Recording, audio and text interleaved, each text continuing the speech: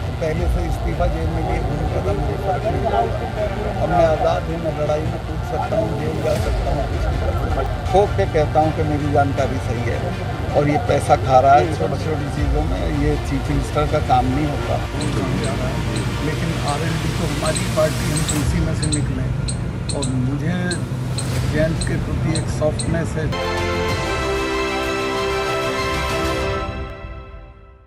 मेघालय के राज्यपाल रहते हुए सत्यपाल मलिक ने मोदी सरकार को जमकर घेरने का काम किया है, लेकिन अब सत्यपाल मलिक राज्यपाल पद से रिटायर हो चुके हैं और अब सबके मन में यही सवाल है कि सत्यपाल मलिक अब क्या करेंगे। यही सवाल जब सत्यपाल मलिक से पूछा गया तो उनका जवाब था कि वे अब विपक्ष की राजनीति करेंगे। एक्सटेंशन किसी का नहीं होगा, सब हम लोग इसी हफ्ते रिटायर होने थे, लेकिन मुझे जल्दी कर देने पड़ता है, या आज भी हो सकता है। तो मैं तो पहले से इस्तीफा जेल में लिए घूमता था, मुझे फर्क नहीं पड़ता।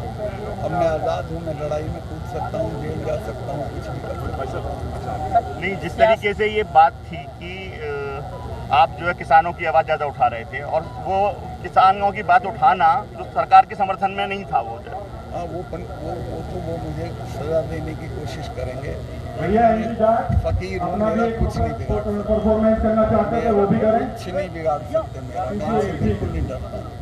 वहीं सत्यपाल मलिक से जब पूछा गया कि अगर सरकार आपकी जांच कराए तो आप क्या करेंगे, तो उनका साफ कहना था कि जिस एजेंसी से जांच करानी हो करा ले, लेकिन जांच कराने वाले ये भी बताएं कि वो अपनी जांच किस एजेंसी से करवाएंगे। 100 जांच कर लें और अपनी एक करा दें तो पता चल जाएगा। मैं तो अपनी कराने को तैयार हूँ, ये तैयार हैं क्या कराने? आपने कभी कहा नहीं कि कौन कौन से मामलों में जांच होनी चाहिए?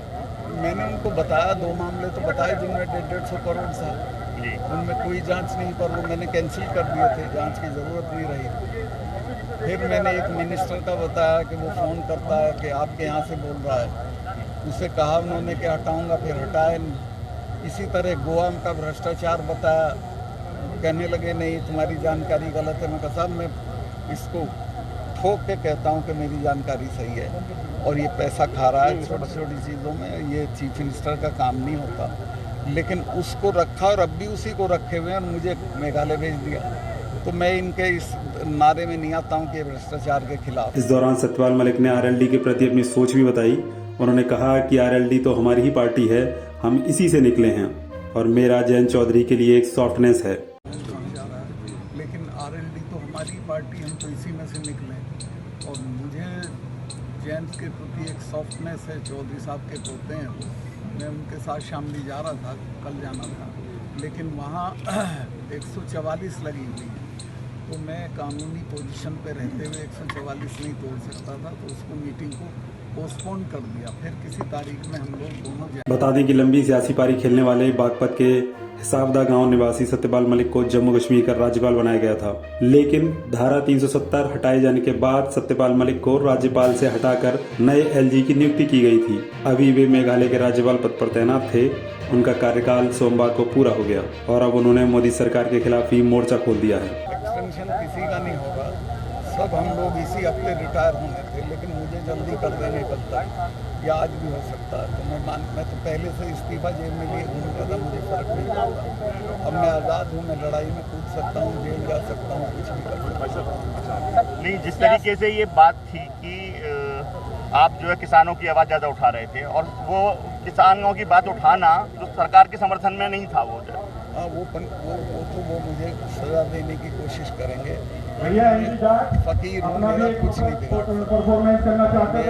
कुछ नहीं बिगाड़ सकते मेरा, मैं इनसे बिल्कुल नहीं डरता।